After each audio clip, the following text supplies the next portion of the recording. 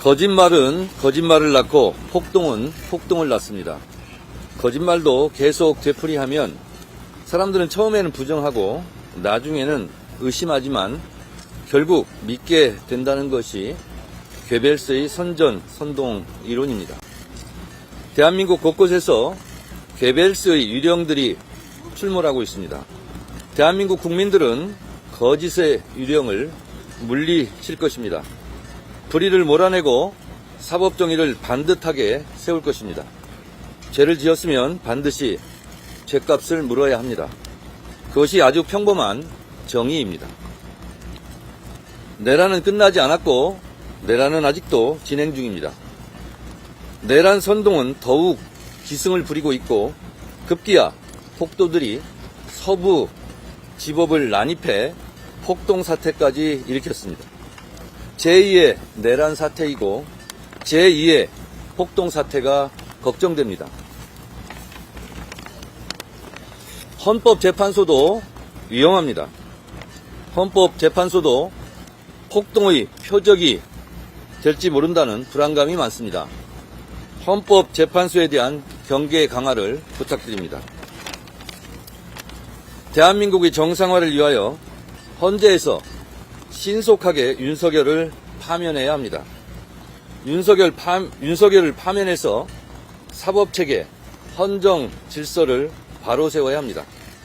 내란과 폭동이 이 땅에서 발붙이지 못하도록 헌재에서 신속한 파면을 기대하고 촉구합니다. 국회 소추위원으로서 최선을 다하겠습니다. 오늘 윤석열 대통령 출석하는 거에 대해 한 말씀 부탁드릴게요. 사람 위에 법 없고 사람 아래, 다시 하겠습니다. 법 위에 사람 없고 법 아래 사람도 없습니다. 법 절차에 맞게 합법적으로 진술하고 법을 준수했으면 좋겠습니다. 대한민국은 누구라도 법을 지켜야 합니다. 법 위에 군림하는 왕의 나라가 아닙니다. 대한민국은 민주공화국입니다. 법 준수를 잘 해주셨으면 좋겠고, 차제에 한마디 더 드린다면 지금까지 내란 사태를 저지른 것에 대해서 반성과 성찰 그리고 대국민 사과를 기대합니다.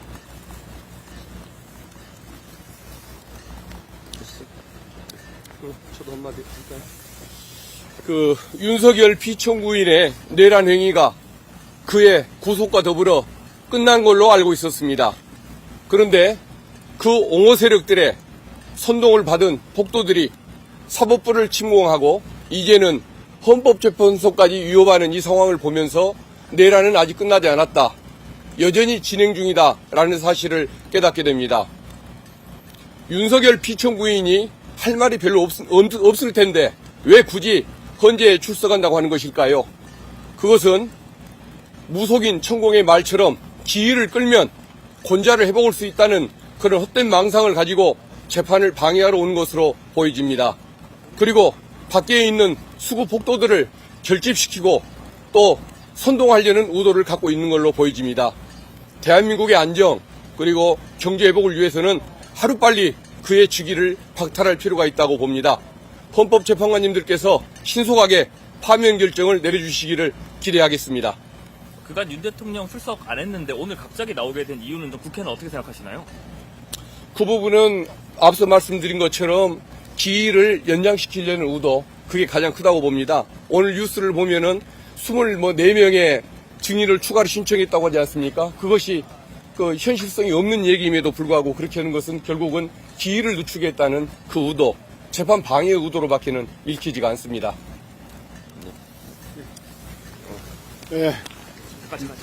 내란 발생 47일 만에 내란 수괴 윤석열이 구속됐습니다.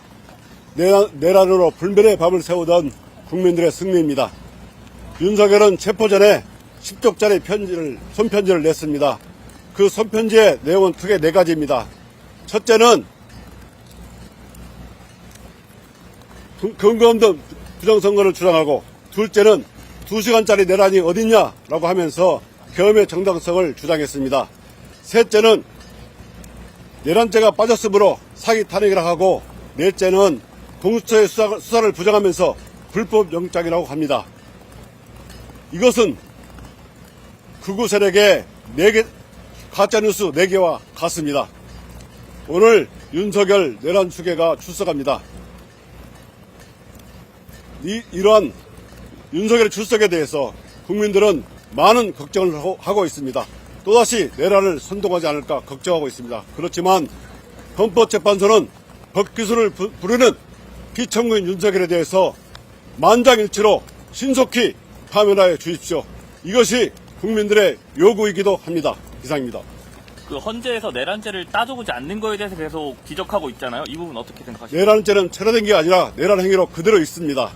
걱정 안 하셔도 됩니다. 헌재에서 잘 판단하실 거로 생각하겠습니다.